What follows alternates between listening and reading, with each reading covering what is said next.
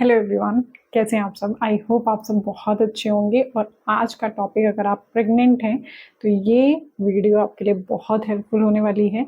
क्यों, उसका भी रीज़न बता देती हूँ कि आज हम बात करेंगे कि पपाया हमें प्रेगनेंसी में क्यों नहीं खाना चाहिए।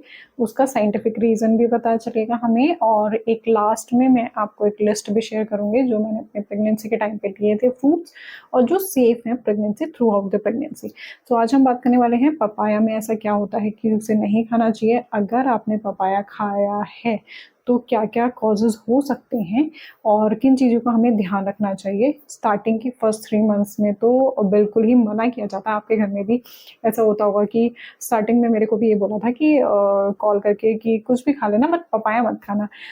हमें क्या होता है ना, हम 20th वाली जनरेशन को ना हर चीज़ का ना वाई चाहिए होता है कि वाई, क्यूरियोसिटी नहीं होती आपको कि ऐसा क्यों मना किया गया है। आज हम इस वीडियो में यही बात करेंगे कि जो पपाया होता है वो प्रेगनेंसी के फर्स्ट 3 मंथ में खाने के लिए मना किया जाता है, और इसे खाने से जो स्टडी कहती हैं वो ये कहती हैं कि पपाया खाने से मिसकैरेज भी हो सकता है।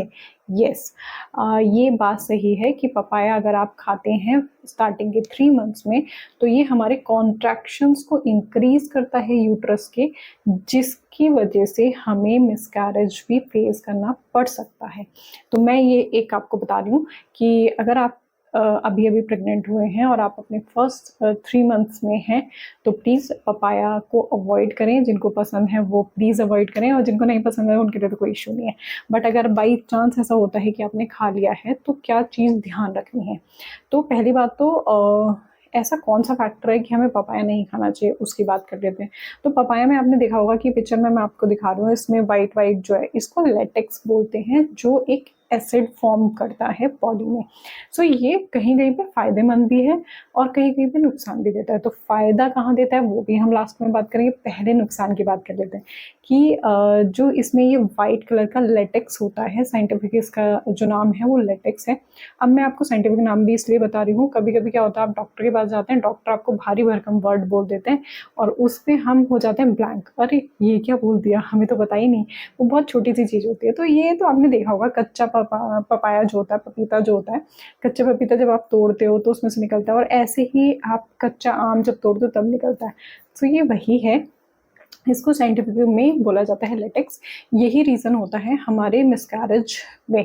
अब मिसकैरेज कैसे होता है, ये क्या करता है, हमारे जो यूट्रस के कॉन्ट्रैक्शंस होते हैं उनको इंक्रीज कर देता है, जिसकी वजह से मिसकैरेज के चांसेस बढ़ जाते हैं। सेकेंडली ये क्या करता है, हमारी जो प्लेजेंटा होता है, आपको सबको पता है कि प्लेजेंटा हमारे बेबी की नाभि से जुड़ा हुआ होता है, उसकी जो लेयर्स होती हैं उनको वीक करता है। तो फर्स्ट पॉइंट आ गया हमारे यूट्रस के कॉन्ट्रैक्शंस को बहुत ज़्यादा करता है, जिससे एक क्या साइन देता है कि ये मिसकैरेज की तरफ लीड कर सकता है। सेकेंड, अगर आप सेकेंड ट्राइमेस्टर में खा रहे हैं या फर्स्ट में भी खा रहे हैं या थर्ड में भी खा रहे हैं तो क्या होता है, जो प्लेजेंटा जितना अच्छा होगा, क्योंकि वो फूड चेन होती है हमारे बेबी के लिए, तो जितना अच्छा प्लेजेंटा की लेयर्स होंगे उतना अच्छा बेबी को डाइजेशन जाएगा, उतना अच्छा बेबी को फूड जाएगा, उतना अच्छा उसको न्यूट्रिशन जाएगा।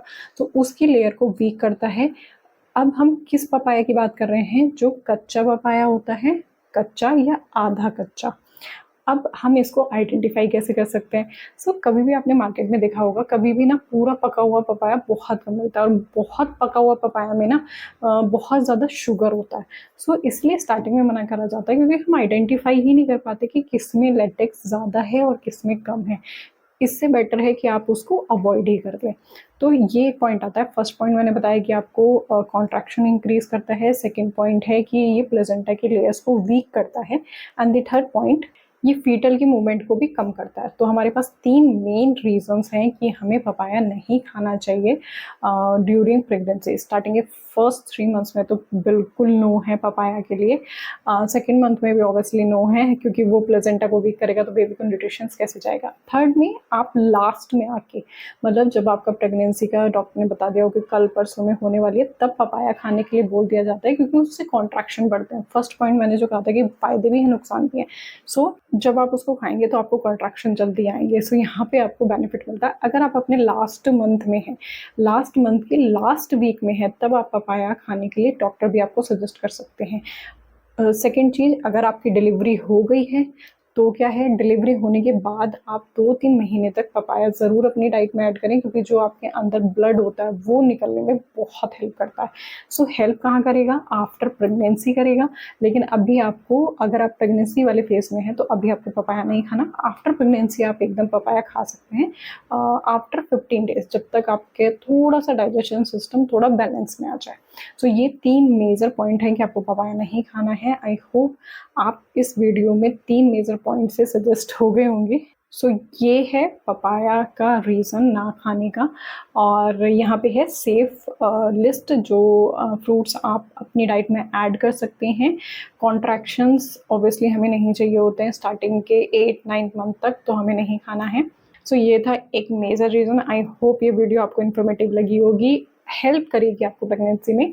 नेक्स्ट टॉपिक में मिलेंगे। नेक्स्ट आप भी बताना आपको किसी टॉपिक पे वीडियो चाहिए हो जो मैंने फेस किया हो, तो मैं बना सकती हूँ, क्योंकि अभी सो नेक्स्ट किसी वीडियो में मिलते हैं इन्फॉर्मेशन के साथ। तब तक लाइक, सब्सक्राइब और कमेंट करना मत भूलना। ज़रूर बताना आपकी प्रेगनेंसी कैसी चल रही है, और कोई भी क्वेश्चन है तो आप कमेंट बॉक्स में ज़रूर कर सकते हैं। तब तक के लिए बाय।